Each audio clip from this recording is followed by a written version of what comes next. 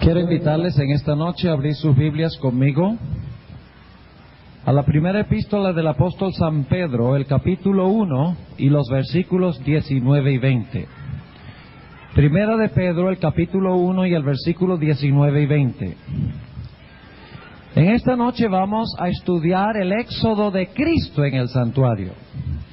Pero antes de hacerlo, quiero invitar a los presentes a que inclinen sus cabezas reverentemente para pedir que Dios bendiga el estudio de su palabra. Oremos. Amante Padre Celestial, gracias te damos, Señor, por las maravillas de tu santa palabra. Gracias te damos porque a través de ella tú nos sacas de las tinieblas a tu luz admirable. Y en esta noche venimos a ti necesitando desesperadamente la iluminación de tu Santo Espíritu. Así es que pedimos que abras nuestras mentes para que podamos comprender las maravillas del santuario y podamos nosotros mismos tomar los pasos necesarios siguiendo a Jesús en el santuario. Te lo pedimos en su nombre. Amén. En esta noche vamos a hablar del éxodo de Cristo en relación con el santuario. Y vamos a encontrar en nuestro estudio que el año de agricultura judío, los festivales, la historia de Israel y el éxodo de Cristo en el santuario siguen la misma secuencia, que es lo que hemos estado estudiando durante el transcurso de esta semana. Ahora vamos a empezar en el otoño. Ese es un buen lugar donde comenzar, ¿verdad? Es donde hemos estado comenzando siempre. Empecemos en el otoño. ¿Qué pasaba en el otoño? Caía lluvia y se sembraba ¿qué? Se sembraba la semilla, que luego iba ¿a qué? A morir, a germinar y a producir ¿qué? Abundante fruto. Ahora, en el éxodo de Cristo surge la pregunta: ¿cuándo fue sembrada la semilla del plan de salvación que iba a llevar a la redención de una muchedumbre de personas en el reino de Cristo Jesús? Yo creo que ya ustedes saben dónde fue. Primera de San Pedro, el capítulo 1 y el versículo 19 y 20. Y vamos a leer el versículo 18 para captar el contexto. Sabiendo que habéis sido rescatados de vuestra vana conversación, la cual recibisteis de vuestros padres, no con cosas corruptibles como oro o plata, sino con la sangre preciosa de Cristo, como de un cordero sin mancha y sin contaminación. Y el versículo clave es el versículo 20. Dice en el versículo 20, ya ordenado. ¿Qué significa eso? Que ya la muerte de Cristo estaba ¿qué? Ordenada. Ya ordenado desde antes de la fundación del mundo, pero manifestado en los postrimeros tiempos por amor de vosotros. Vamos a leer un par de textos más sobre cuándo se sembró la semilla del plan de salvación. Busquemos en nuestras Biblias Hebreos, el capítulo 13 y el versículo 20. Hebreos, el capítulo 13 y el versículo 20. Y vamos a leer también el versículo 21. Hebreos 13 y el versículo 20 y también el versículo 21. Y el Dios de paz, que sacó de los muertos a nuestro Señor Jesucristo, el gran pastor de las ovejas, por la sangre del testamento que eterno, cuando se estableció el plan de la salvación, en los siglos de la eternidad, antes de que el hombre pecara, se sembró la semilla del plan de salvación. Un texto más. Apocalipsis, el capítulo 13 y el versículo 8.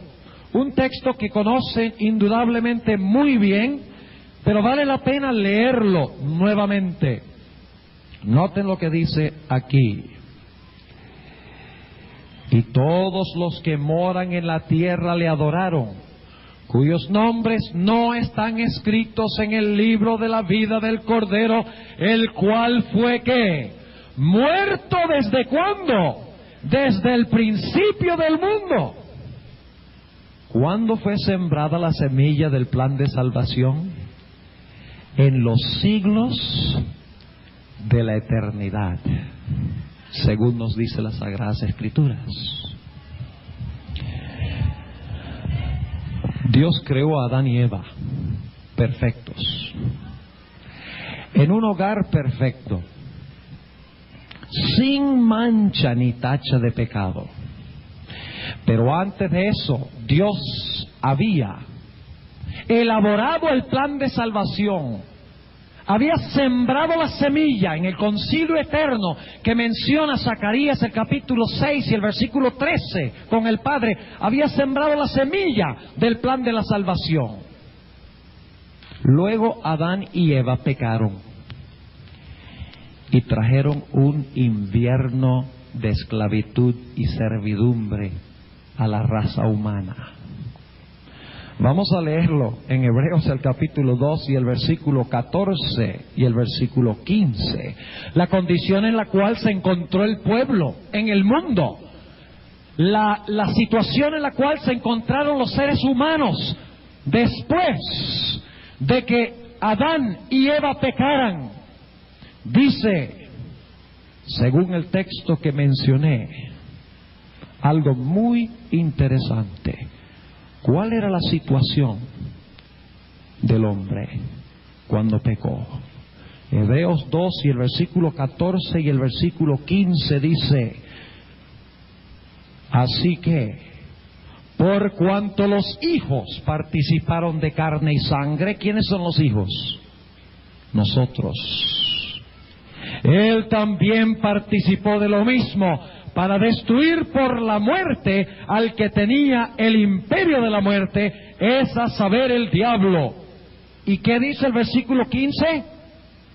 Y librar. ¿Qué significa librar? ¿A quiénes libran ustedes? Cuando hablamos de librar a alguien, es porque esa persona antes era ¿qué? Era esclava. Dice, y librar a los que por el temor de la muerte estaban por toda la vida sujetos ¿a qué? A servidumbre. ¿En qué situación se encontró el hombre después del pecado? En servidumbre. Pero Dios había sembrado la semilla de la salvación. El pecado del hombre y de la mujer no llegaron a Dios por sorpresa. Dios no tuvo que inventar soluciones al problema del pecado. Ya la semilla se había sembrado. Y cuando el hombre y la mujer pecaron, trajeron un invierno de esclavitud y de servidumbre sobre la raza humana. Como dice en el libro de Romanos, todos pecaron y están destituidos de la gloria de Dios. No hay justo ni aun uno. La paga del pecado es ¿qué? Muerte. Un invierno de oscuridad. ¿Qué representa la oscuridad en la Biblia? El pecado. Un invierno de frío, un invierno de infertilidad. ¿Ustedes recuerdan cuál era el primer festival que daba un indicio de esperanza? El Festival de las Luces. Se conoce también como el Festival de ¿qué? De dedicación. ¿Y qué se hacía en el Festival de dedicación? En el Festival de dedicación se dedicó el altar de ¿qué? el altar del sacrificio. Ustedes recuerdan que mencionamos eso. Y al dedicar el altar del sacrificio, se estaba indicando de que sobre ese altar que había sido consagrado iba a venir uno que iba a morir para libertar a la raza humana, ¿no es verdad? Según hemos estudiado. Ahora el hombre, en medio de la servidumbre y de esclavitud del pecado, llenos de terror y temor por causa de la muerte, casi sin esperanza, vino un rayo de esperanza. Y ese rayo de esperanza lo encontramos en una dedicación muy interesante. Se encuentra en el Evangelio según San Lucas. El Evangelio según San Lucas, el capítulo 1. El capítulo 1. Y noten, vamos a leer varios versículos en este capítulo. Vamos a empezar en el versículo 59. ¿Saben ustedes que el Festival de las Luces, saben cuál es el símbolo del Festival de las Luces? El símbolo es el candelabro que tiene 8 brazos. No, señor. El que estaba en el santuario tenía 7. Pero si ustedes buscan en una tarjetería, cuando viene la fiesta de Hanukkah en diciembre, ustedes van a encontrar que el símbolo que se usa para el Festival de las Luces de Hanukkah era un candelabro de 8 brazos, y los judíos no saben qué es lo que están haciendo. Pero el Nuevo Testamento lo explica. Note lo que dice el versículo 59. Y aconteció que al octavo día vinieron para circuncidar al niño. ¿Para qué trajeron a Jesús al templo? Para circuncidarlo. ¿Y cómo llamamos nosotros lo que se hizo con Jesús allí? Dedicación. Noten lo que sigue diciendo. Y aconteció que al octavo día vinieron para circuncidar al niño y le llamaban del nombre de su padre Zacarías, y respondiendo su madre dijo: no, sino Juan será llamado. Y le dijeron: ¿por qué? Nadie hay en tu parentela que se le llame este nombre. Y hablaron por señas a su padre como le quería llamar. ¿Qué día se circuncidaba a una persona? Al octavo día. Ahora esto está hablando de Juan, pero dentro de un momento vamos a llegar a Jesús. No se inquieten, versículo 63. Y demandando la tablilla, escribió diciendo: Juan es su nombre. Y todos se maravillaron. Y luego fue abierta su boca y su lengua, y habló bendiciendo a Dios. Y fue un temor sobre todos los vecinos de ellos, y en todas las montañas de Judea fueron divulgadas todas estas cosas. Ahora, la razón por la cual estoy leyendo en cuanto a Juan es porque quiero llegar al versículo 78 y 79. ¿Qué día fue circuncidado Cristo cuando fue llevado al templo? Según el capítulo 2, también el octavo día. Pero hay un punto que quiero enfatizar. Sigamos leyendo en el versículo 65. Y fue un temor sobre todos los vecinos de ellos, y en todas las montañas de Judea fueron divulgadas todas estas cosas. Y todos los que las oían las conservaban en su corazón, diciendo: ¿quién será este niño? Y la mano del Señor estaba con él. Y Zacarías su padre fue lleno del Espíritu Santo y profetizó diciendo. Ahora Zacarías, ¿qué da? Una profecía en cuanto a qué, en cuanto al nacimiento de otro niño.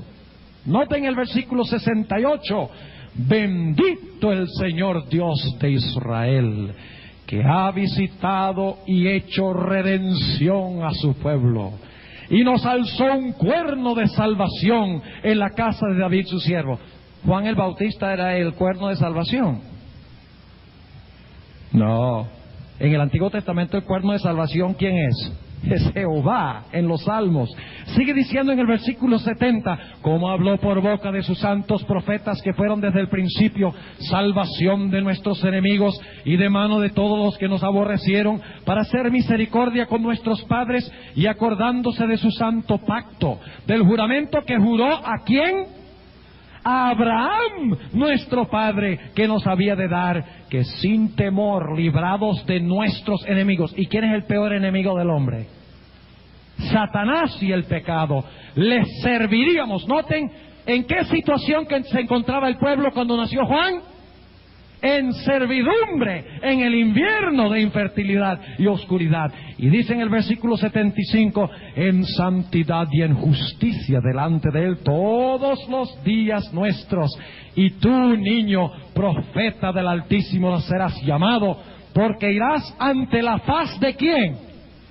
Juan fue levantado para ir ante la faz del Señor. ¿Y quién es el Señor? Jesús. Dice, porque irás ante la faz del Señor para aparejar sus caminos, dando conocimiento de salud a su pueblo para remisión de sus pecados. Y ahora el versículo 78 es muy importante. Capten la imagen. Jesús, antes de encarnarse, ¿era qué? Y después de su encarnación también, pero asumió otra naturaleza.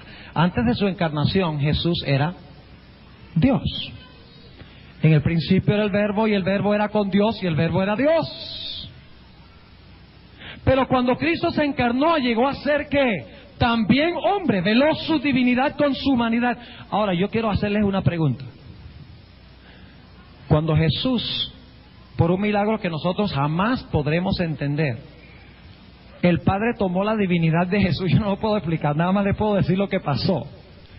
El Padre tomó la divinidad de Jesús y la combinó con su humanidad y concibió un bebé en el vientre de la bienaventurada Virgen María. ¿Sí? ¿Era bienaventurada? ¿Era virgen? Tenga temor de decir bienaventurada Virgen María. Claro que era bienaventurada. La Biblia dice, te llamarán de aquí en adelante bienaventurada. ¿De qué dirección del compás trajo Dios a cómo podríamos decir, no era un feto todavía, este embrión no era un embrión todavía, se había unido de alguna forma la divinidad con la humanidad? ¿De qué dirección del compás vino Dios para colocar eso dentro del vientre de María? Versículo 78. Por las entrañas de misericordia de nuestro Dios, con que nos visitó de lo alto, ¿qué cosa? Del oriente. ¿Dónde quedaba la entrada al atrio del santuario? En el oriente. ¿Por dónde? ¿Y qué representaba el atrio? Representaba la tierra. ¿Por dónde entró Cristo a la tierra? ¿Por dónde fue encarnado Cristo en el vientre de María? ¿En qué dirección del compás? En el oriente. Hasta en eso se cumple el simbolismo del santuario. Al igual que se sacrificaba el animal que se traía por la puerta del oriente, Cristo fue encarnado del oriente. Y dice aquí, y nota el énfasis sobre la luz cuando es dedicado, dice en el versículo 79, para dar ¿qué? Luz a los que habitan en ¿qué? ¿Qué tiempo del año es ese? Invierno, para dar luz a los que habitan en tinieblas y en sombra de ¿qué? Muerte, para encaminar nuestros pies por el camino de paz. ¡Qué maravilloso! ¿Cómo es que la Biblia tiene todas estas cosas tan bien coordinadas? Un accidente, ¿verdad? Ni el más sabio del mundo podría tomar las fiestas judías, la historia de Israel, el año de agricultura, el éxodo de Cristo, el éxodo de la iglesia y mi éxodo personal y coordinarlos tan perfectamente, sin una sola contradicción. Para mí esta es una de las evidencias tremendas de que la Escritura es inspirada plenamente por Dios, porque solamente Dios podría coordinar todo de una forma tan perfecta y tan exacta. Así que Cristo viene y entra por la puerta oriental del tabernáculo. ¿Sí o no? Vamos a Juan 1:14. Juan 1:14. Juan 1 y el versículo 14. Muy interesante. Y hay una palabrita que yo voy a traducir a mi manera, porque es más leal al griego. Juan 1:14 dice, y aquel verbo fue hecho carne y tabernaculó entre nosotros. La palabra griega es la palabra skene, que es la misma palabra que se usa en el libro de Hebreos para hablar del tabernáculo de reunión o el tabernáculo del testimonio. Así que Cristo vino ¿a dónde en la tierra? Vino a tabernacular entre nosotros. ¿Y por dónde entró? Por el oriente. ¿A dónde entró? Al atrio. Porque la primera fiesta que daba una vislumbre de que de la oscuridad y de la servidumbre y de la muerte venía liberación, se encontraba en el altar del sacrificio. La dedicación del bebé en el altar del templo. Note lo que dice nuevamente en San Lucas, el capítulo 2 y el versículo 21.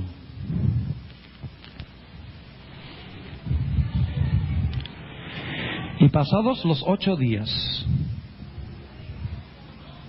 para circuncidar al niño, llamaron su nombre Jesús. ¿Saben ustedes lo que significa el nombre Jesús? Significa Jehová salva. Jehová salva. ¿Qué nombre se le dio a Jesús cuando fue dedicado? Jehová salva. Era un indicio de que la salvación venía por parte de Jehová. Y dice, al 8º día, en la dedicación llamaron su nombre Jesús, el cual le fue puesto por el ángel antes que él fuese concebido en el vientre. Y como se cumplieron los días de la purificación de ella conforme a la ley de Moisés, le trajeron a Jerusalén. ¿Para qué? ¿Cuál es otra palabra para presentarle? Cuando nosotros presentamos niños hoy, ¿cómo se llama eso? Dedicación, exactamente. Como está escrito en la ley del Señor, todo varón que abriere la matriz será llamado santo al Señor, para dar la ofrenda conforme a lo que está dicho en la ley del Señor. Un par de tórtolas o 2 palominos que tiene un simbolismo en sí mismo que podríamos hablar 15, 20 minutos nada más sobre ese simbolismo. Pero no lo vamos a hacer, porque yo creo que ustedes tienen el cuadro claro en su mente. La semilla de la salvación sembrada en los siglos de la eternidad. Luego viene un invierno terrible de servidumbre, pero en medio del invierno viene el festival de dedicación. Nace el niño, es dedicado en el templo, viene por la puerta oriental para atraer ¿qué a los seres humanos? Luz a los seres humanos. El festival de dedicación.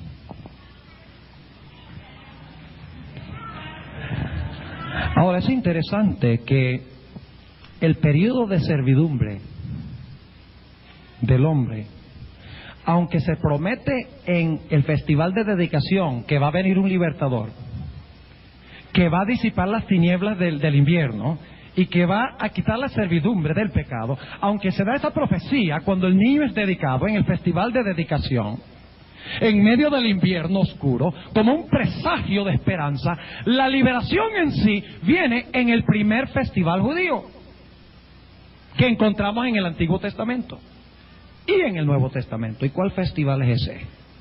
La Pascua. ¿Dónde era sacrificado el cordero? En el altar del ¿qué? Del sacrificio. En el lugar donde el niño fue dedicado. Interesante. Ahora hablemos un momentico de la Pascua. ¿Qué pasó en la Pascua? Para entender la Pascua necesitamos volver a Éxodo el capítulo 12. Éxodo el capítulo 12. Hay varios detalles interesantes y tenemos que avanzar rápidamente porque se podría hablar sobre cada uno de estos aspectos muchísimo tiempo, pero vamos a recalcar los puntos más importantes. Cuando se instituyó la Pascua, conmemoraba la liberación de Israel de la servidumbre de Egipto, de la oscuridad del invierno. ¿Recuerdan nuestro estudio de anoche?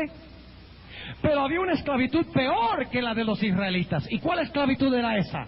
La esclavitud al pecado, el invierno del pecado. Y note lo que dice en Éxodo, el capítulo 12, en cuanto a la Pascua.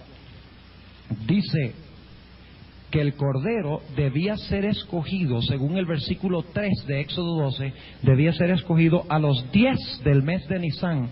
¿Y cuándo se sacrificaba? El 14. ¿Cuántos días antes tenía que ser escogido el Cordero? 4 días antes. Algunos ven en esto en un reflejo del hecho de que Jesús fue escogido desde la fundación del mundo y que cada día representa un año. Porque esta es una profecía, ¿sí o no? ¿La Pascua es una profecía? Claro que sí. Y aplicando el principio día por año, ¿qué tenemos?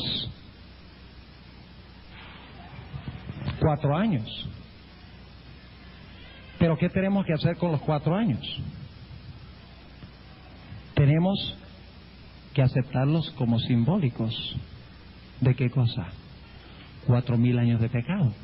Ahora, yo sé que ustedes han oído que Jesús vino cuando habían existido ¿cuánto tiempo? 4,000 años de pecado. ¿Y cuántos milenios han pasado casi desde que Jesús vino a esta tierra? 2,000. ¿Cuántos miles son? 6,000. ¿Creen ustedes que el milenio 7,000 tiene algún significado? Les dejo esa pregunta en su mente. Versículo 5. El Cordero será sin qué? Sin defecto. ¿Jesús fue sin defecto cuando fue sacrificado? Sí. Sigue diciendo que debían comer la carne, ¿verdad? La carne del Cordero. Jesús dijo que debemos comer su carne. En Juan el capítulo 6, sí lo dice. Además de eso, dice que ningún hueso debía ser ¿qué? Quebrado. ¿Algún hueso del cuerpo de Jesús fue quebrado? ¡No! ¿Quién es el Cordero Pascual? El Cordero Pascual que viene y muere e interrumpe la servidumbre es Cristo Jesús. Vamos a 1 Corintios, capítulo 5. 1 Corintios, el capítulo 5, y vamos a leer el versículo 7 y el versículo 8. 1 Corintios 5 y el versículo 7 y el versículo 8. Dice: limpiad pues la vieja levadura, para que seáis nueva masa, como sois sin levadura, porque nuestra ¿qué? Porque nuestra Pascua, que es Cristo, fue ¿qué? Sacrificada por nosotros. ¿Quién es la Pascua? Cristo. ¿Y en qué momento llegó a ser Cristo la Pascua? En el momento de su ¿qué? De su sacrificio. Vamos ahora a San Juan 12, que ya hemos estudiado antes, pero vamos a San Juan 12 y el versículo 24. ¿Ustedes recuerdan ese versículo sobre si no cae una semilla en la tierra? Ahora estamos en el año de agricultura, cuando germinaba la semilla de ¿qué? De trigo, y luego más adelante en el Pentecostés producía ¿qué? Fruto. Noten lo que dice San Juan 12 y el versículo 24. De cierto os digo que si el grano de ¿qué? De trigo, ahí está el año de agricultura. Si el grano de trigo no cae en la tierra, ¿y qué? Y muere, él solo queda. Mas si muriere, ¿qué va a pasar? Mucho fruto lleva. ¿Y de qué estaba hablando Jesús? Noten el versículo 32 y 33. Y yo, si fuere levantado de la tierra, a todos traeré a mí mismo. Y esto decía, dando a entender de que ¿qué? De qué muerte había de morir. Ese es el año de agricultura, la muerte de la semilla de trigo. La muerte de Cristo trae ¿qué cosa? Liberación de la esclavitud y la servidumbre al pecado. Ha sido introducido un medio para reconciliar al hombre con Dios. Volvamos a Hebreos, el capítulo de donde leímos hace algunos momentos. Hebreos, el capítulo 2. Hebreos, el capítulo 2. Y vamos a notar en este contexto lo que dice el versículo 14 y 15. Jesús, cuando murió, Dijimos que trajo liberación, al igual que cuando el Cordero murió en Egipto, ¿trajo qué? Liberación del invierno. ¿Cuándo era la Pascua? ¿En la qué? En la primavera. ¿La primavera era un tiempo de muerte o de vida? Era un tiempo de vida. Ahora, noten lo que dice Hebreos el capítulo 2 y el versículo 14 y 15 que leímos hace algunos momentos. Así que por cuanto los hijos participaron de carne y sangre, Él también participó de lo mismo. ¿Para hacer qué cosa? Para destruir por la muerte al que tenía el imperio de la muerte, es a saber, al diablo. ¿Qué pasa con el dragón cuando Cristo... ¿Qué pasó cuando Israel fue sepultado en el Mar Rojo? ¿Qué pasó con todos los enemigos? Con Faraón, el gran dragón, que tenía siervos y esclavos al pueblo. ¿Qué fue lo que pasó? La Biblia dice que todos fueron ahogados en las aguas y no quedó ni uno. Aquí dice que como resultado de la muerte de Cristo, el gran dragón quedaba condenado ¿a qué? A muerte. ¿Y qué? ¿Cuál es el resultado? El versículo 15. ¿Qué trae la Pascua? La Pascua no solamente nos trae liberación, sino que trae la garantía de muerte del dragón y nos trae libertad. Versículo 15 dice, y librar, es decir, por su muerte, y librar a los que por el temor de la muerte estaban por toda la vida sujetos ¿a qué? Sujetos a servidumbre. ¿Cuándo termina el invierno en el éxodo de Cristo? ¿Cuándo termina el invierno en el éxodo de Cristo? En la Pascua. ¿En cuál festival ya se da un presagio y anuncio de que viene uno que ha sido dedicado, de que va a vencer el pecado y va a eliminar la oscuridad y la servidumbre? ¿Cuál festival? ¿El de las luces o el de la dedicación? ¿Cuándo fue sembrada la semilla? ¿Desde cuándo? Desde antes de la fundación del mundo. ¿De dónde encarnó Dios el Padre a Cristo en el atrio? Del oriente. Ahora sigamos. Tenemos que avanzar un poco más rápido. ¿Saben ustedes que el Señor Jesucristo murió en el exacto día y en la precisa hora en que se iba a sacrificar el cordero en el templo? En el deseo de toda la gente, la sierva del Señor da una descripción muy gráfica de este evento. Dice ella que a las 3 de la tarde aproximadamente, el sacerdote se encontraba con el cuchillo levantado, listo para clavarle el cuchillo en el cuello al cordero para degollarlo y derramar su sangre. Cuando de repente hubo un tremendo terremoto que sacudió el templo, el monte del templo.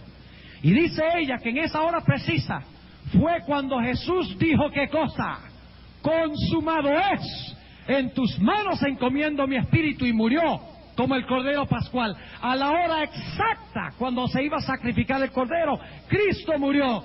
Y dice la sierva de Dios que el sacerdote soltó el cuchillo y salió corriendo. El cordero se escapó. ¿Por qué razón? Simbolizando de que el cordero ya no tenía que morir, porque el verdadero cordero de Dios había muerto en la cruz del Calvario para la redención del ser humano. Gloria al Señor. Los festivales se cumplen al pie de la letra, y el año de agricultura también. Ahora avancemos a las primicias. Las primicias. ¿Cuál mueble sigue en el santuario después del altar del sacrificio? El lavacro. ¿Qué representa el lavacro? ¿Qué cosa? La resurrección. Ahora yo quiero preguntarles algo. ¿Ustedes creen que había algo entre el altar, algo que sucedió en los festivales judíos entre el altar y el lavacro? Había un festival que empezaba entre el día 14 de Nisan y el día 16 de Nisan. ¿Qué fiesta empezaba? Una de las fiestas primaverales. ¿La fiesta de los qué? De los panes sin levadura, de los ácimos, sin levadura. Ahora fíjense qué interesante va a ser este punto que voy a presentar ahora. El Señor Jesucristo murió el día 14 de Nisan, viernes. Sabemos eso. Si ustedes leen Lucas 23:54 hasta Lucas 24:1, ustedes van a captar la secuencia clara de que Cristo murió viernes a las 3 de la tarde. Y cuando Cristo murió, ¿qué pasó? El 15 de Nisan. ¿Y qué fiesta empezaba el 15 de Nisan? La fiesta de los panes sin levadura. O sea que el día exacto cuando los discípulos y los judíos estaban comiendo los panes sin levadura, el cuerpo de Cristo reposaba en el sepulcro nuevo. Al igual que Jesús reposó de sus obras de creación el séptimo día, el Creador reposó de sus obras de redención el séptimo día de la semana. El sábado nos recuerda el Creador y nos recuerda también ¿qué cosa? El Redentor. Por eso si ustedes miran en Éxodo 20, la razón para observar el sábado es la creación. Pero si ustedes leen los 10 mandamientos como se encuentran en Deuteronomio 5, donde se repiten, la motivación de la observancia del sábado es la redención de Israel de Egipto. ¿Sabían ustedes eso? ¿Cuántos sabían que los 10 mandamientos se menciona el sábado en 2 diferentes formas? Hay algunos, vamos a leerlo entonces. Vamos al libro de Deuteronomio, el capítulo 5. Hay 2 motivos para guardar el sábado. Algunos dicen que el sábado fue clavado en la cruz. Mentira. El sábado fue reafirmado por el descanso de Cristo en el sepulcro de sus obras de redención. Note lo que dice en el libro de Deuteronomio, el capítulo 5, y vamos a leer empezando en el versículo 13. Noten que se expresa el mandamiento del sábado de una forma distinta. Dice: 6 días trabajarás y harás toda tu obra, mas el séptimo es reposo a Jehová tu Dios. Ninguna obra harás tú, ni tu hijo, ni tu hija, ni tu siervo, ni tu sierva, ni tu buey, ni tu asno, ni ningún animal tuyo, ni tu peregrino que está dentro de tus puertas, porque descanse tu siervo y tu sierva como tú. Ahora, ¿cuál es la motivación de guardar el sábado en Éxodo 20? Porque en 6 días hizo Jehová los cielos, la tierra, el mar y la fuente de las aguas, y reposó el día séptimo. Conmemora la creación antes del pecado. Pero en Deuteronomio 5 da otra razón para guardar el sábado. Versículo 15: y acuérdate que fuiste siervo en tierra de Egipto, y que Jehová tu Dios te sacó de allá con mano fuerte y brazo extendido, por lo cual Jehová tu Dios te ha mandado que guardes el día de reposo. ¿Y qué había hecho Cristo? Cuando el pueblo de Israel fue librado de Egipto, fue el 14 de Nisan cuando murió el Cordero. Cristo murió el día 14 de Nisan y reposó en el sepulcro, conmemorando, al igual que Israel fue libertado de la servidumbre del gran dragón en Egipto. Nosotros, por el descanso de Cristo en el sepulcro, se conmemora en el sábado la gran liberación del enemigo más grande, Satanás y el pecado. Por eso dice en San Juan 19:31 que ese sábado era sábado de gran solemnidad. Porque no solamente el 15 de Nisan se celebró la fiesta de los panes, los panes o los ácimos sin levadura, sino que ese día también caía el séptimo día sábado. Era un doble sábado, porque caía el sábado ceremonial y caía también el sábado de la ley moral de Jehová. Al igual que Cristo dice en el libro de Génesis: yo terminé mis obras el 6º día, y ahora descanso de mis obras de creación. Jesús dijo en la cruz: consumado es, terminado es. y luego es llevado y reposa en el sepulcro de su obra de redención. ¡Qué tremenda confirmación del sábado como el día de reposo! El que no guarda el sábado no puede recordar a Jesús como el Creador ni como el Redentor de su vida, porque al guardar el sábado recordamos que Cristo es nuestro gran Creador y nuestro gran Redentor de la servidumbre del pecado. Ahora, dice que se comían pan sin ¿qué? ¿Por qué es pan sin levadura? Dos razones. Una razón es porque la levadura representa ¿qué cosa? Lo leímos en 1 Corintios capítulo 5, 7 y 8. La levadura representa el pecado, pero hay otra razón. La levadura causa que el pan se dañe mucho más rápido que pan sin levadura. Ustedes pueden tener pan de la Santa Cena sin levadura por mucho tiempo sin que se dañe. Pero el pan con levadura, ¿qué pasa? Se daña rápido. Ahora, ¿qué está tratando de decirnos esto a nosotros? Vamos al libro de Hechos, el capítulo 2. Hechos, el capítulo 2. Y vamos a notar un detalle de mucha importancia que tiene que ver con el festival del pan sin levadura. Dice en Hechos, el capítulo 2 y el versículo 25. Porque David dice de él, es decir, dice de Cristo: veía al Señor siempre delante de mí, porque está a mi diestra, no seré conmovido, por lo cual mi corazón se alegró y gozóse mi lengua, y aún mi carne descansará en esperanza. Y aquí está hablando Jesús, es una profecía de David. Dice que no dejarás mi alma en el infierno, ni darás a tu santo que vea ¿qué? Que vea corrupción. Jesús descansó en el sepulcro, un cuerpo limpio, puro, sin pecado, sin levadura. Pero la Biblia dice también que como no tenía levadura, como no tenía pecado, no podía haber en su cuerpo ¿qué cosa? Corrupción. El cuerpo de Cristo jamás se corrompió mientras estaba en el sepulcro. Si se hubiera enterrado cualquier otra persona el viernes, ya para el sábado, en ese calor de la Tierra Santa y en esa humedad del sepulcro, hubiera empezado ¿a qué? A oler, pero no con Jesús. Así que fíjense, la Pascua representa la muerte de Jesús. El inicio de la fiesta de pan sin levadura representa ¿qué cosa?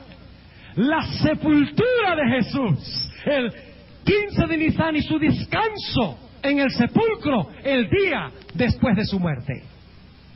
Pero ahora vamos al siguiente festival, el lavacro. El lavacro. ¿Qué representa el lavacro? Vamos al libro de Tito.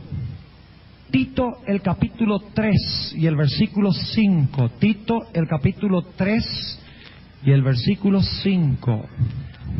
Nos dice qué representa el lavacro. Tito es después de segunda de Timoteo.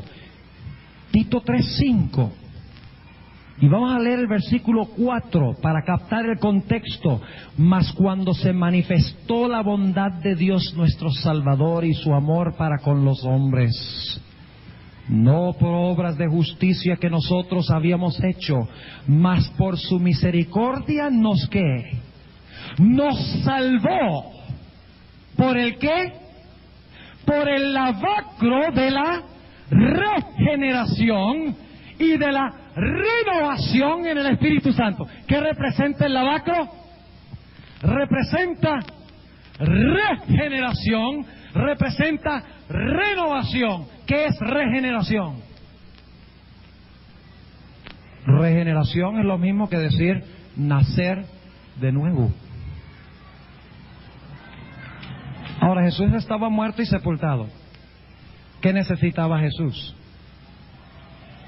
¿Necesitaba qué? Resucitar.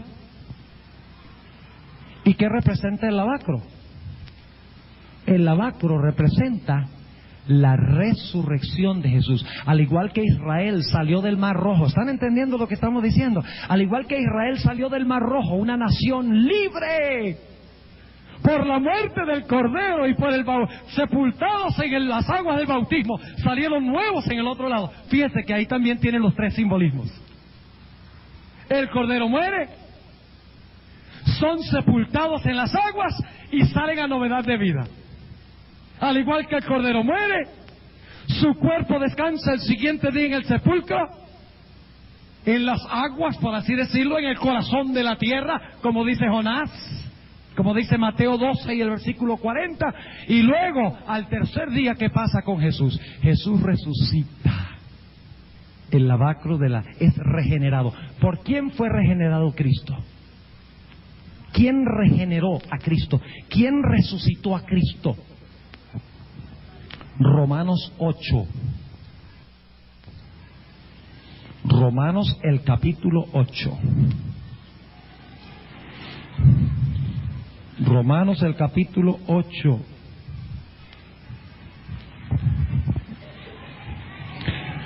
Y el versículo 9. Mas vosotros no estáis en la carne, sino en el Espíritu. Si es que el Espíritu de Dios mora en vosotros. Y si alguno no tiene el Espíritu de Cristo, el tal no es de él. Sigamos leyendo el versículo 10. Empero si Cristo está en vosotros, el cuerpo a la verdad está muerto a causa del pecado, mas el Espíritu vive a causa de la justicia. Y ahora viene el versículo clave. Y si el Espíritu de aquel que levantó de los muertos a Jesús, ¿quién levantó a Jesús de los muertos? El Espíritu. El que levantó a Cristo Jesús de los muertos, vivificará también vuestros cuerpos mortales por su Espíritu que mora en vosotros. El lavacro de la regeneración y la renovación por el Espíritu. Cristo resucitó por el poder del Espíritu. Y ustedes pueden leer 1 de Pedro 3:18, donde dice que fue muerto en la carne, pero vivificado en el Espíritu. Jesús fue resucitado por el Espíritu Santo. ¿Qué representa el agua en la Sagrada Escritura? Jesús dice, si no fueres bautizados del agua y del ¿qué? Y del Espíritu. Cuando Jesús fue bautizado en el agua, ¿qué descendió sobre él? El Espíritu como paloma. Ese es el lavacro, pero todavía hay más en el lavacro, porque tenemos que entender el festival judío. ¿Cuál es el festival judío que conmemora el lavacro? Que se celebraba el 16 de Nisan, ¿recuerdan? El festival de las ¿qué? De las primicias. ¿Y qué hacían con las primicias? Con las primicias cortaban una gavilla ¿de qué? De avena, ¿no? Ah, ok. Todavía no se me han dormido, ¿no? Cortaban una espiga o una gavilla de cebada antes de cosechar sus campos y la mecían delante del Señor.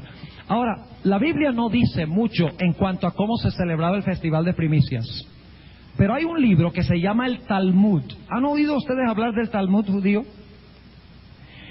Es un libro que describe, y podemos confiar en lo que dice, porque los judíos son muy meticulosos en su forma de describir las ceremonias que ellos celebraban. Ellos tienen que hacerlo al pie de la letra, así que podemos saber que esa era la forma que se hacía, aunque no están las escrituras. Pero el Talmud es muy antiguo, va inclusive hasta el tiempo antes de Cristo, el contenido del Talmud.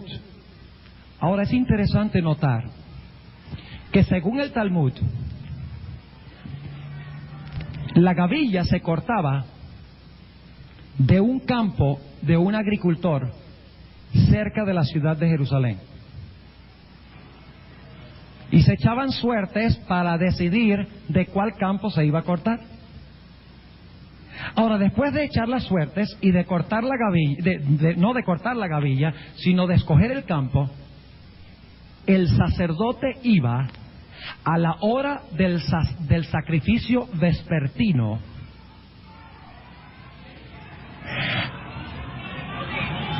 el 14 de Nisan al campo del agricultor para ir en medio de las gavillas y buscar la mejor gavilla. Y calculaba cuánto tiempo demoraba para ir desde el templo hasta el campo preciso donde se encontraba la gavilla. Y dice la tradición judía que luego entonces él marcaba esa gavilla y regresaba a la ciudad de Jerusalén.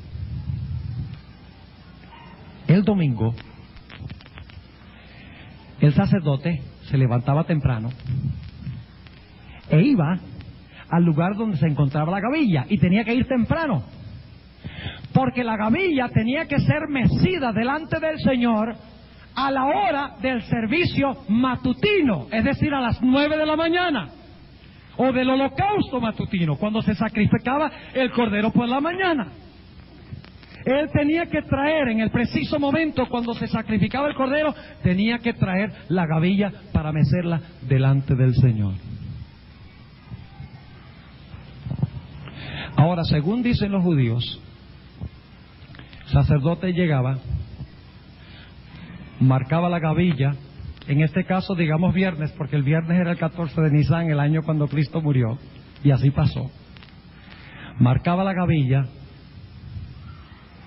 se iba a Jerusalén, el sábado participaba de los panes sin levadura, después del sacrificio del cordero a las 3 de la tarde. El domingo muy temprano en la mañana se iba al campo donde estaba la gavilla marcada y cortaba la gavilla.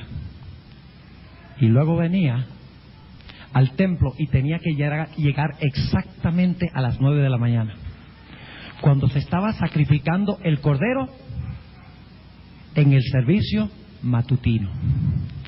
Y llegaba y mecía la gavilla ante el Señor. Y según dice el Talmud, los judíos, cuando el sacerdote venía del campo con la gavilla, la gente se reunía a lo largo del camino y decían gloria al Señor, aleluya, y aplaudían a medida que él traía la gavilla para llevarla al templo y mecerla delante del Señor.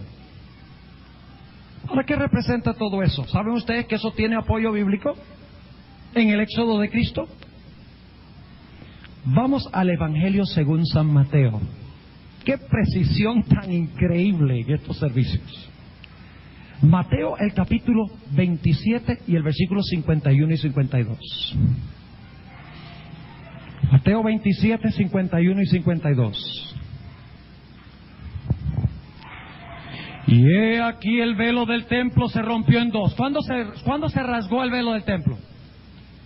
En el preciso momento cuando ¿qué? Cuando el Cordero murió. ¿Y a qué horas murió Cristo? A las 3 de la tarde, a la hora del sacrificio ¿qué? Vespertino. He aquí el velo del templo se rompió en dos de alto a bajo, y la tierra tembló, y las piedras se hundieron, y abriéronse los sepulcros, y muchos cuerpos de santos que habían dormido. Ahí dice que se levantaron, pero la sierva de Dios dice en el libro deseado de toda la gente que no se levantaron el viernes, se levantaron el domingo. Eso es muy importante. Y hay un asunto textual aquí que tendría que explicarles, que no voy a tomar tiempo para explicarlo, pero en realidad ellos resucitaron el día domingo, el 16 de Nisan. ¿Cuándo fueron marcados los sepulcros de los que iban a resucitar con Cristo? El viernes, ¿a qué horas? Precisamente a las 3 de la tarde. Ahora, el Señor Jesucristo se levantó de los muertos, ¿a qué hora el día domingo? Muy temprano. Vamos a anotar lo que dice el Evangelio según San Juan. El Evangelio según San Juan. ¿Están empezando a captar un cuadro impresionante? Noten San Juan, el capítulo 20 y el versículo 1. San Juan, el capítulo 20 y el versículo 1. ¿Saben ustedes a qué horas fue Jesús a presentar la gavilla ante su Padre el día de la resurrección? A las 9 de la mañana. Vamos a anotar. Juan 21, el primer día de la semana María Magdalena vino de mañana, siendo aún ¿qué? ¿A qué horas iba el sacerdote al campo para buscar la gavilla? Bien temprano, porque tenía que mecer la gavilla, ¿cuándo? Ahora, la Pascua se cumplió precisamente a la hora y en el día correcto. El descanso de Cristo como el pan sin levadura se cumplió al pie de la letra hasta el mismo día. ¿Esperaríamos que las primicias se cumplan también el mismo día y la misma hora? Claro que sí. Ahora, sigue la historia. Viene al sepulcro, cuando está aún oscuro, ve la piedra que está quitada del sepulcro y luego más adelante empieza una conversación en el jardín. Note lo que dice en el versículo 14, versículo 13. Y dijéronle, mujer, ¿por qué? Dijéronle, mujer, ¿por qué lloras? Díceles, porque se han llevado a mi Señor y no sé dónde le han puesto. Estos son los ángeles hablando. Y como hubo dicho esto, volvió hacia atrás y vio a Jesús que estaba allí, mas no sabía que era Jesús. Dícele Jesús, mujer, ¿por qué lloras? ¿A quién buscas? Ella pensando que era el hortelano o el jardinero, dícele, Señor, si tú lo has llevado, dime dónde le has puesto y yo lo llevaré. Dícele Jesús, María. Volviéndose ella, dícele, Rabuni, quiere decir maestro. Dícele Jesús. ¿Se había presentado la gavilla cuando Jesús resucitó? ¿Había mecido Cristo la gavilla ante su Padre cuando resucitó? No, porque Jesús dice en el versículo 17, no me toques, porque aún no he subido a mi Padre. Mas ve a mis hermanos y diles, subo a mi Padre y a vuestro Padre y a mi Dios y a vuestro Dios. ¿A qué horas presentó Cristo la gavilla? No la había presentado cuando resucitó y estaba oscuro. La presentó ante el Padre a las 9 de la mañana, el día de la resurrección. ¿Y cuál fue esa gavilla? Jesús, cuando resucitó, fue a buscar su gavilla de seres humanos, los que resucitaron con él. Los recogió y ascendió al cielo en las primicias, pero también para presentar la gavilla. La gavilla tenía muchas espigas de cebada, no era solamente una espiguita, eran muchas espigas de cebada. Y Jesús, las primicias, según 1 Corintios 15 y el versículo 20 al 23, las primicias de los que durmieron en Cristo, asciende al cielo, pero no asciende solo, asciende con la muchedumbre que resucitó con él. Los sepulcros que habían sido marcados a las 3 de la tarde, el viernes cuando murió, llevó esos trofeos conquistados del sepulcro de las manos de Satanás y los presentó ante su Padre como trofeos de su poder y de su gracia.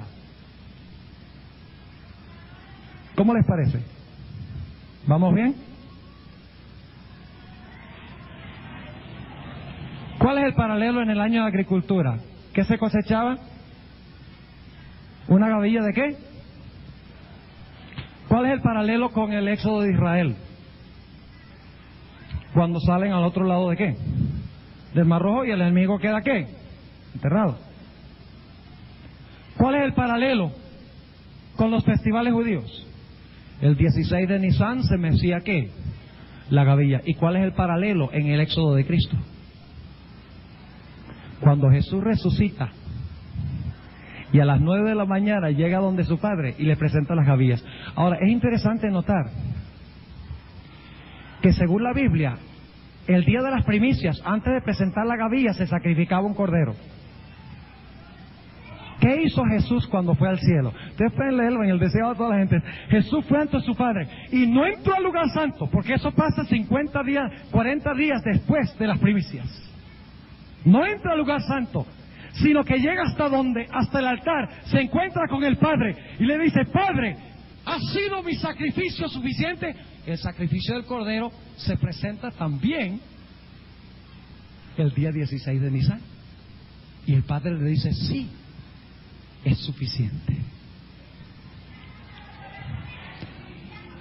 Ojalá tuviéramos tiempo de hablar mucho más sobre estas cosas, pero ahora necesitamos avanzar rápidamente al Festival del Pentecostés. ¿Qué tenemos después del altar y el lavacro? Después de la muerte y la sepultura y la resurrección de Cristo, ¿qué tenemos? Tenemos el lugar santo. ¿Y qué había en el lugar santo? Una mesa de panes.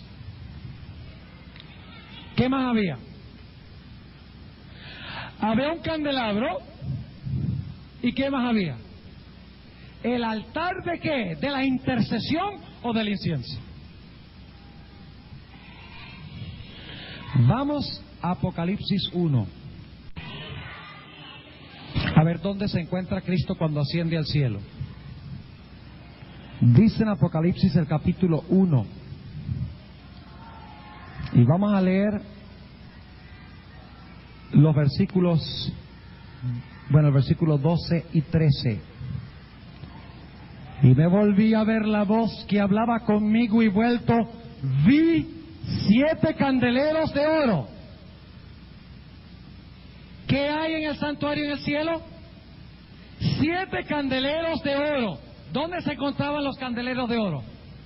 En el lugar santo. ¿Y quién camina en medio de ellos? Versículo 13. Y en medio de los 7 candeleros, uno semejante al Hijo del Hombre, vestido de una ropa que llegaba hasta los pies y ceñido por los pechos con una cinta de ¿qué? Con una cinta de oro. Ahora necesitamos hablar brevemente en cuanto al candelabro. ¿Qué era lo que se ponía en el candelabro para que pudiera dar luz? Y como resultado del aceite, ¿daba qué? Fuego. ¿Qué representa el aceite? ¿Y qué representa el fuego? El Espíritu Santo. Ahora, Jesús ascendió al cielo 40 días después que se presentó el sacrificio, después que se presentó la gavilla ante el Señor. 40 días después. Y luego hubo 10 días de preparación. ¿Y llegó cuál día? ¿El día del qué? Del Pentecostés. Exactamente cronológicamente igual, porque el Pentecostés caía 50 días después de las primicias. Y Jesús sube al cielo después de 40 días, después de la primicia. Y entonces pasan 10 días más, es decir, 50 días. Y luego, ¿qué sucede? ¿Qué sucede? Vamos a Hechos 2. Hechos el capítulo 2.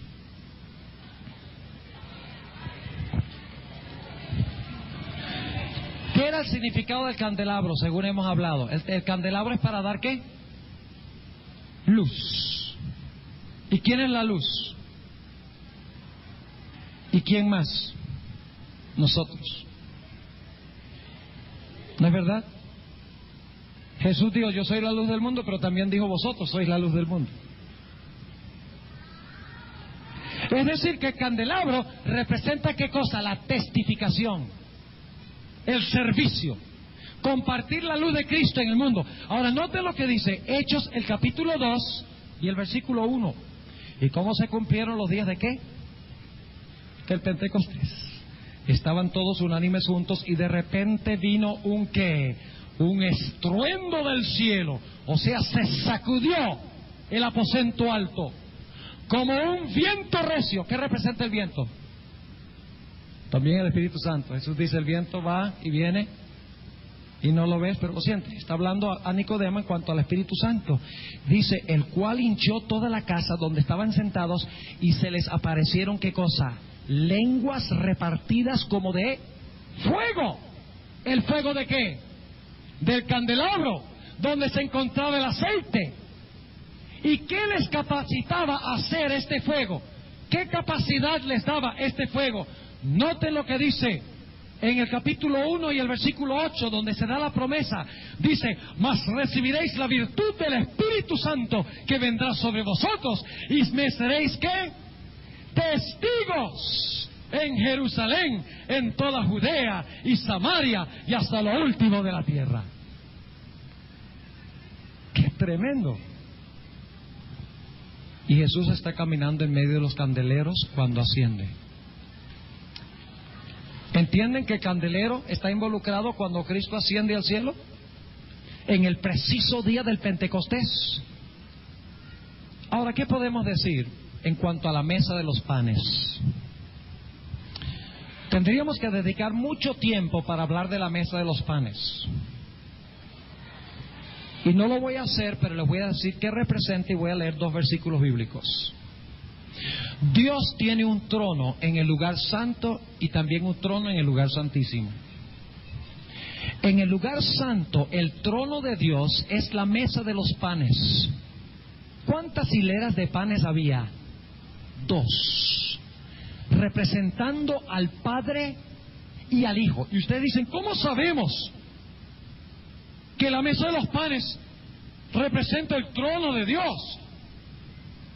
Noten lo que dice Apocalipsis, el capítulo 4 y el versículo 5. El capítulo 4 y el versículo 5. Interesantemente dice algo muy interesante en cuanto a dónde estaba el candelero en relación con el trono. Dice en Apocalipsis 4 y el versículo 5 lo siguiente: y del trono salían relámpagos y truenos y voces. ¿Es eso lo mismo que sucedió en el día de Pentecostés? ¿En el Antiguo Testamento? Sí. Y 7 lámparas de fuego estaban ardiendo, ¿dónde? Delante del trono.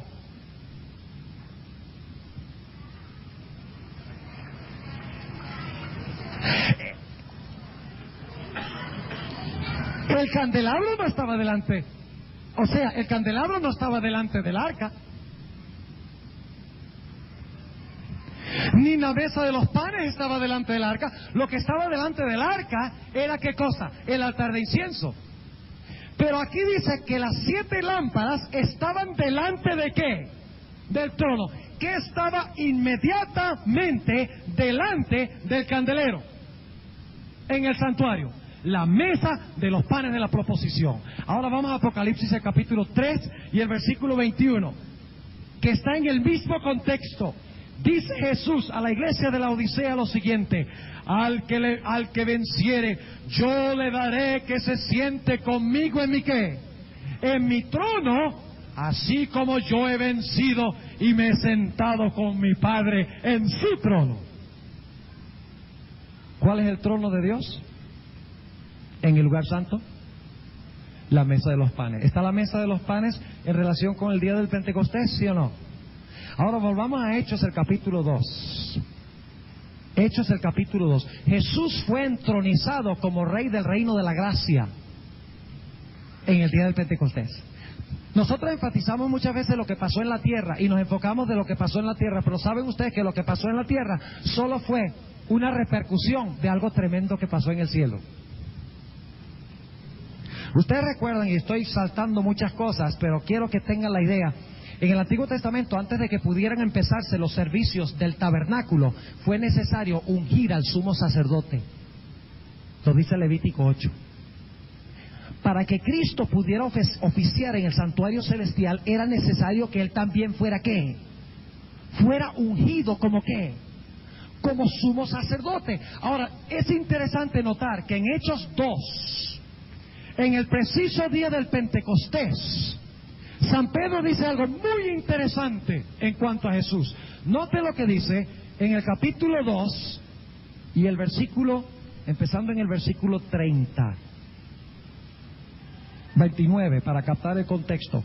Varones, hermanos, se os puede libremente decir del patriarca David, que murió y fue sepultado, y su sepulcro está con nosotros hasta el día de hoy. Lo que está diciendo, los versículos anteriores dicen que Jesús que un ser fue sepultado y su cuerpo no vio corrupción. Y luego dice, ese no es David, porque nosotros sabemos que David fue sepultado y su sepulcro está con nosotros hasta el día de hoy. Eso no se aplica a David, dice él. Entonces, ¿a quién? Versículo 30, empero siendo profeta. ¿Qué fue David? Profeta. Y sabiendo que con juramento le había Dios jurado que del fruto de su lomo, cuanto a la carne, levantaría al Cristo. ¿Qué significa la palabra Cristo? Ungido. Que se sentaría sobre su ¿cómo?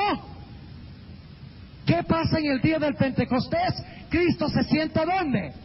En su trono. ¿Y cuál es el trono?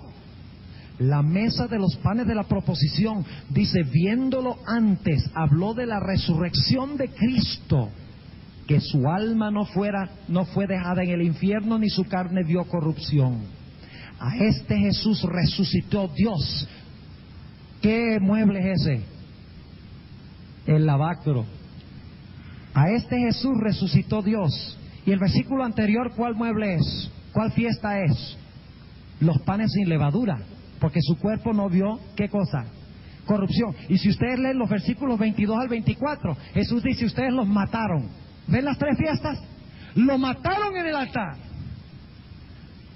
Quedó sepultado y no vio corrupción, los ácimos. Y luego dice en el versículo 32, a este Jesús resucitó Dios en el lavacro, de lo cual todos nosotros somos, ¿qué? Testigos. Así que, levantado por la diestra de Dios. ¿A dónde se sentó Jesús según Apocalipsis 3:21?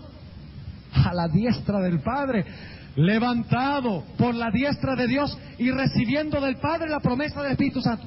Nosotros hablamos de que nosotros recibimos la promesa del Espíritu Santo, pero antes de recibirla nosotros, Jesús tuvo que ir a pedírsela al Padre. Recibiendo la promesa del Espíritu Santo, ha derramado esto que vosotros veis y oís. Porque David no subió a los cielos. O sea, David no ascendió. ¿Quién ascendió? Ahora fíjense el orden. Habla primero de la muerte, luego dice su cuerpo no vio corrupción, luego dice que Dios lo resucitó y dice David no ascendió al cielo. ¿Están viendo algo interesante allí? Está la secuencia del santuario. Y dice, porque David no subió a los cielos, empero él dice, y aquí cita el Salmo 110 y tenemos que ir ahí en un momentico. Porque David no subió a los cielos, empero él dice, versículo 34, dijo el Señor a mi Señor, siéntate a mi diestra. ¿A dónde se sentó según Apocalipsis 3:21? A la diestra del Padre. Siéntate a mi diestra hasta que ponga a tus enemigos por estrado de tus pies. ¿Qué quiere decir eso? Siéntate a mi diestra hasta que ponga a tus enemigos debajo de mis pies. Hay que volver al Salmo 110. Y aquí es que llegamos al altar. Volvamos al Salmo 110. Salmo 110. Y vamos a empezar en el versículo 1, que es el versículo que se cita. Hemos hablado del candelabro. ¿Ven ustedes el candelabro cuando Cristo asciende? El aceite y la luz del candelabro, ¿qué pasa? Se derrama en la tierra. Cristo se sienta en el trono de su Padre, en la mesa de los panes de la proposición, para alimentar a su pueblo con su palabra. ¿Y el altar qué? Salmo 110, versículo 1. Jehová dijo a mi Señor, siéntate a mi diestra en tanto que pongo tus enemigos por estrado de tus pies. La vara de tu fortaleza enviará Jehová desde Sión. Domina en medio de tus enemigos. Tu pueblo será lo de buena voluntad en el día de tu poder. En la hermosura de la santidad desde el seno de la aurora tienes tú el rocío de tu juventud. Ahora noten el versículo 4.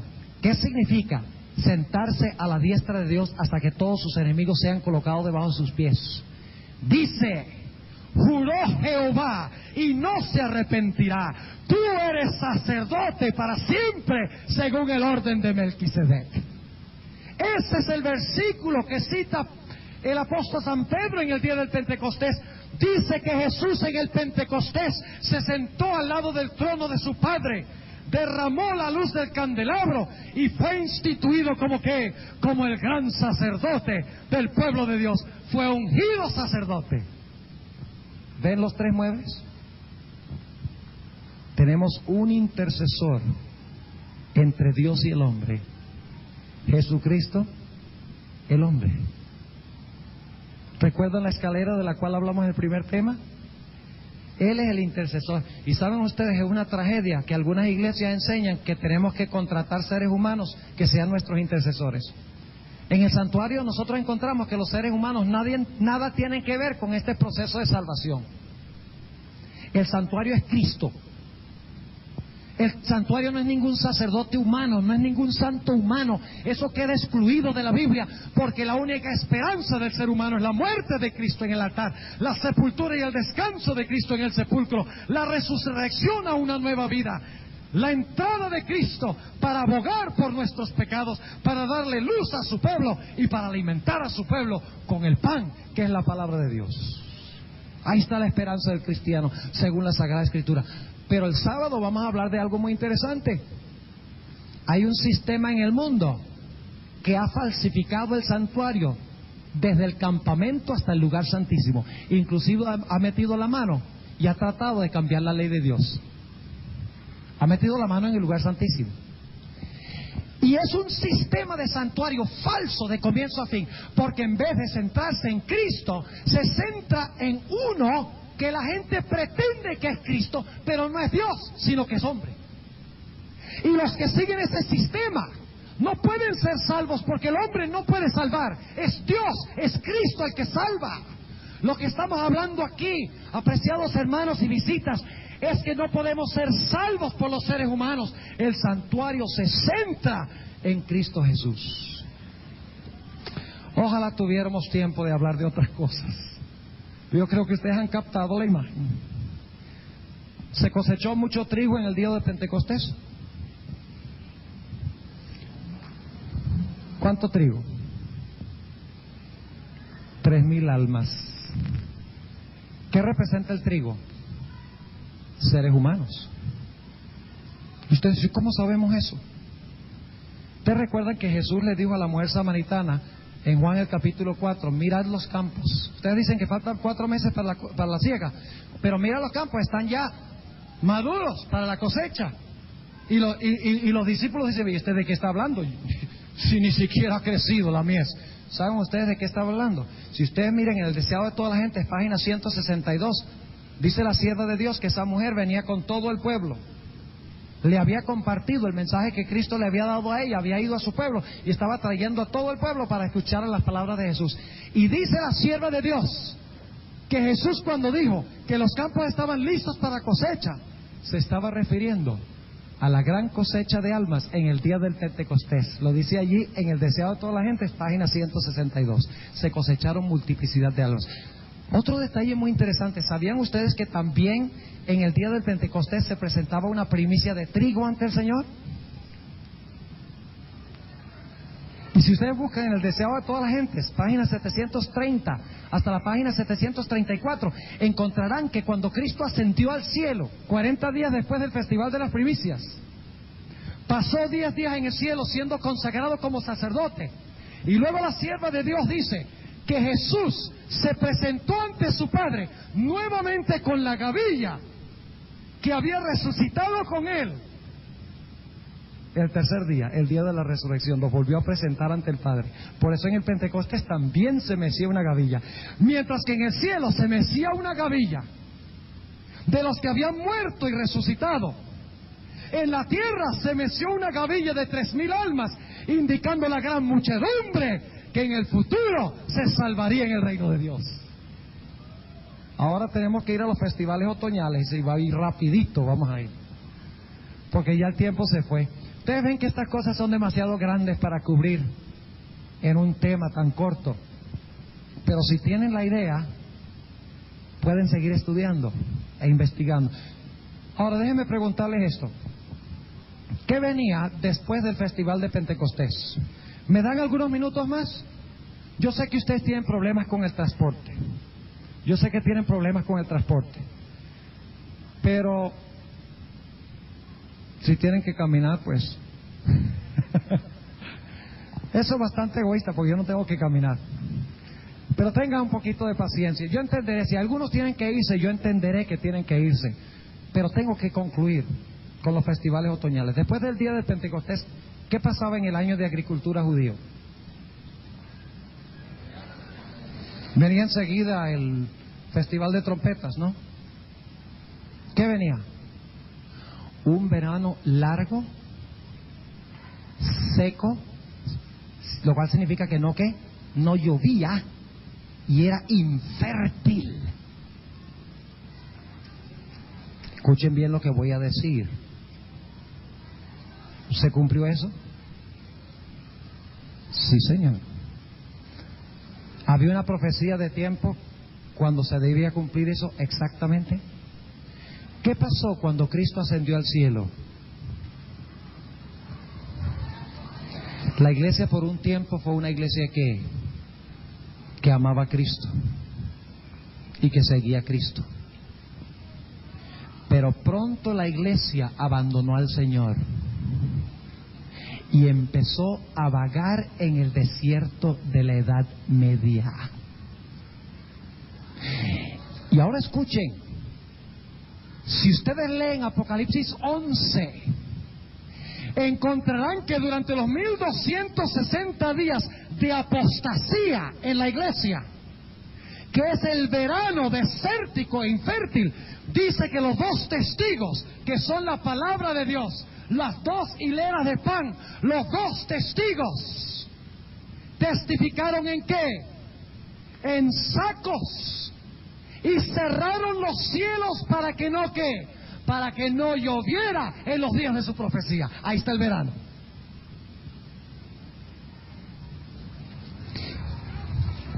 Es decir, que la mesa de los panes, los dos testigos, se prohibió ahora leer ¿qué cosa? La Biblia. Y como resultado la iglesia padeció ¿qué? Hambre. Ese es el cuarto caballo de Apocalipsis. El caballo amarillo es ese periodo. El caballo del hambre. Porque la mesa de los panes, en vez de estar alimentando a la iglesia, hay un falso sistema en la tierra que está prohibiendo leer la Biblia. La Edad Media también se le conoce como las edades del oscurantismo. ¿Qué era lo que daba luz en el santuario? El candelabro. ¿Y qué representaba el candelabro? El Espíritu Santo. ¿Y qué representa la lluvia? El Espíritu Santo. Es decir, que como se cerró el cielo y no cayó lluvia, no había Espíritu Santo en la iglesia, o escasez del Espíritu Santo. Y como resultado, en vez de luz, habían ¿qué cosa? Tinieblas en la iglesia. Por eso se conoce como las edades oscuras. El verano infértil, seco de la iglesia y del éxodo de Cristo. ¿Qué diríamos del altar? En vez de la gente mirar a Cristo que intercedía por el pueblo, cuando el pueblo elevaba las oraciones a Cristo Jesús directamente a Él en oración, para que Él mezclara las oraciones con sus méritos, se estableció un sistema sacerdotal en la tierra que escondió la obra de Cristo en el cielo. Lo que la Biblia llama el misterio de iniquidad se instituyó. El misterio de piedad es que Dios llegó a ser hombre. El misterio de la iniquidad es cuando un hombre se proclama ¿qué? Se proclama Dios. La Biblia dice que solo Dios puede perdonar pecados, solo Cristo puede interceder, porque solo tenemos un sacerdote, un representante entre Dios y el hombre, Jesucristo el hombre. Él es la escalera, Él es hombre con los hombres y es Dios con el eterno Dios. Y el que depende sobre cualquier ser humano está en bancarrota. ¿Ven cómo en el éxodo de Cristo la iglesia se olvidó de entrar con Cristo al lugar santo? Como resultado había hambre, había oscuridad, y la gente en vez de mirar a Cristo miraba a un sistema sacerdotal en la tierra que no podía salvar. Ahora vamos al otoño, rapidito. ¿Qué fiestas había en el otoño? Y solo las voy a mencionar de paso porque el tiempo se ha ido. ¿Cuáles son los festivales en el otoño? Primero las trompetas. En segundo lugar, ¿qué? El día de expiación. Y en tercer lugar, las cabañas. ¿Cuándo se cumple el festival de las trompetas? Ahora, ustedes deben reconocer una cosa. Y es lo siguiente, que los festivales primaverales tienen que ver con la primera venida de Cristo. Los festivales del otoño tienen que ver con la segunda venida de Cristo. Porque las primaverales vienen al principio del año y las otoñales vienen al final del año. O sea que las fiestas del otoño no se podían cumplir sino hasta después del periodo de oscurantismo. ¿Y cuál fue el periodo de oscurantismo? ¿Cuánto tiempo? Tiempos y la mitad de un tiempo. 1260 años, 1798.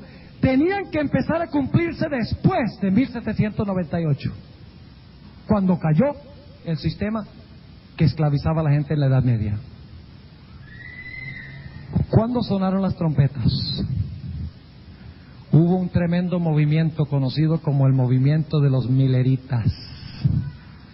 Y ustedes encontrarán que muchas iglesias se burlan de los mileritas, porque ellos predijeron que Cristo iba a venir el 22 de octubre de 1844, anunciaron eso.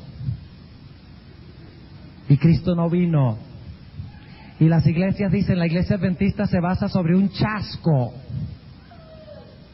Pero si ese es el caso, todo el cristianismo se basa sobre un chasco también. Porque los discípulos también esperaban que Cristo se sentara como rey en Jerusalén, y lo que hizo fue morir. Y les tocó estudiar las profecías después, para darse cuenta de dónde se habían equivocado. ¿No es eso lo mismo que pasó con el pueblo adventista? Los mileritas anunciaron, el día del juicio de Dios viene. Ellos lo entendían como la segunda venida. Tenían razón de que iba a pasar algo tremendo el 22 de octubre de 1844. No solo predicaron los mileritas en los Estados Unidos, predicó José Wolf en África, Lacunza en Sudamérica, en Inglaterra, los anglicanos, en todas partes del mundo se sonó las trompetas diciendo, viene el juicio de Dios, prepárate para encontrarte con tu Dios en el día de expiación. El movimiento milerita fue el festival de trompetas. ¿Y qué anunciaron ellos? ¿Qué anunciaban las trompetas?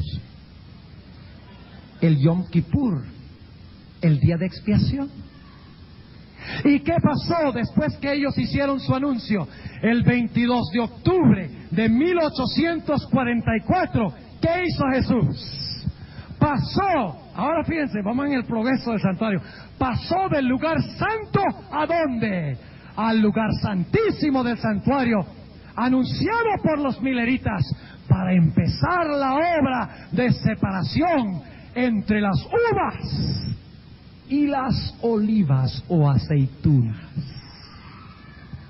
Un juicio que se describe en Apocalipsis 14,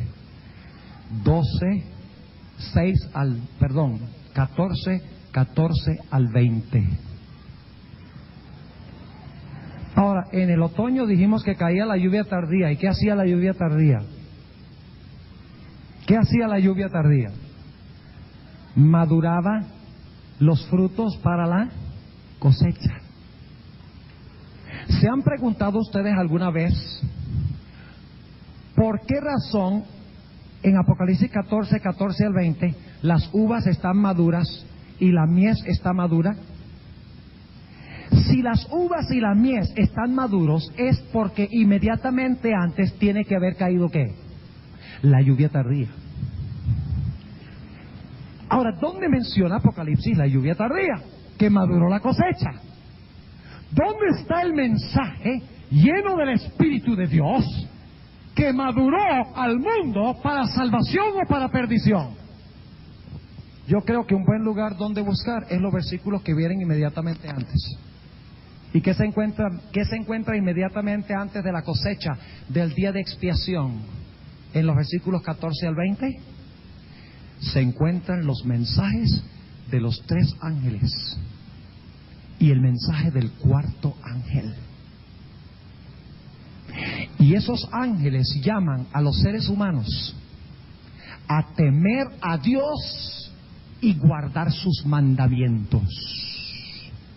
Llama a la humanidad a guardar su santo día, porque dice, adorad a aquel que hizo el cielo, la tierra, el mar y las fuentes de las aguas. Llama al mundo a enfrentarse al juicio de Dios, porque dice, teme a Dios y darle gloria, porque la hora de su juicio ha llegado. Y si usted está en una iglesia donde no se guardan los mandamientos de Dios, donde no se está enseñando que Cristo está ahora en el juicio, ven, algunas iglesias dicen que Cristo directamente del altar saltó al lugar santísimo. Y hay algunos teólogos adventistas que están enseñando eso. Dicen, Cristo, cuando ascendió al cielo, se fue directico al lugar santísimo. ¿Y el lugar santo qué? Vemos en el santuario que el Señor Jesucristo sigue una progresión. En el año 31 muere en el altar. En el año 31 también resucita en el lavacro. En el año 31 entra al lugar santo. ¿Los festivales qué? De la primavera. Por eso son todos en el año 31. Pero, después del periodo de verano, Jesús es anunciado de que va a empezar el juicio y se tocan ¿qué? Las trompetas. Y estamos ahora en el juicio. ¿Sabían ustedes eso? Que estamos ahora en el juicio. Que Cristo está juzgando a los seres humanos en el santuario celestial uno por uno. ¿Has reclamado tú la sangre de Cristo? Para que cuando comparezcas en el juicio no tengas que comparecer tú, sino que pueda representarte Jesús. Porque si vas tú, el Padre va a decir, ¿quién eres tú? Tú eres un pecador. Pero si he aceptado a Cristo y he tomado los pasos, fíjense, si he aceptado a Cristo como mi sacrificio, como mi resurrección, si estudio la palabra, si testifico por el amor a Jesús, si oro pidiendo el perdón por los pecados, entraré con Cristo al lugar santísimo y Cristo será mi representante allí. Hay un solo festival que no se ha cumplido todavía. ¿Cuántos de ustedes creen que estamos cerca del final de la historia? Esto lo comprueba. Porque es que todos los festivales ya se cumplieron, no falta sino uno solo. ¿Y cuál es ese festival? Vamos rápidamente a el de las cabañas, los tabernáculos. Apocalipsis 7. Y vamos a terminar con esto, Apocalipsis 7. Y vamos a leer el versículo 7. No el versículo 7, sino el versículo 9. Apocalipsis 7 y el versículo 9. Después de estas cosas miré, y he aquí una gran compañía, la cual ninguno podía contar, de todas las gentes y linajes y pueblos y lenguas. ¿Por qué es importante esta expresión de todas las gentes, linajes, pueblos y lenguas? ¿Dónde se encuentra eso en otro lugar en Apocalipsis? En el mensaje del primer ángel. Lo cual indica que estas personas escucharon y aceptaron ¿qué cosa? El mensaje del primer ángel. Y el que acepta el mensaje del primero va a aceptar también ¿cuál? El segundo. Porque vienen en su orden. El que acepta el primero está listo para el segundo. Si en tu iglesia no están guardando el sábado, si en tu iglesia dicen que la ley fue clavada en la cruz, si en tu iglesia están enseñando que puedes comer lo que quieras, a pesar de que la Biblia dice que debemos glorificar a Dios con nuestro cuerpo, si tú estás allí, el llamado del segundo ángel, después del primer ángel, decir, guarda los mandamientos de Dios, adora a Dios en su santo día, el mensaje del segundo ángel dice, sal de Babilonia. Y el tercer mensaje dice, si no sales de Babilonia, con todo el dolor de mi corazón, dice Dios, tendré que derramar sobre ti las plagas sin mezcla de misericordia. Mis amigos, estamos hablando aquí de cosas de vida y muerte. No estamos hablando de asuntos académicos aquí. Estamos hablando de seguir a Cristo paso a paso a través del santuario. Ahora sigamos leyendo rápidamente. Dice que son de todas las gentes, linajes y pueblos y lenguas que estaban delante de ¿dónde? Del trono. ¿Y este es el trono de dónde? Del lugar santísimo, porque ha terminado el día de expiación. El día de expiación es el sellamiento de los versículos 1 al 8. Porque la lluvia tardía sellaba la cosecha y la preparaba para ser cosechada. Dice en el versículo 9, siguiendo, que estaban delante del trono y en la presencia del Cordero, vestidos de ropas blancas y ¿qué? Palmas en sus manos. ¿Qué significado e importancia tiene eso? Palmas en sus manos. ¿Cuándo cortaban los israelitas palmas? Los israelitas cortaban palmas. Si ustedes pueden leerlo en Levítico 23, cortaban palmas en las fiestas de tabernáculos.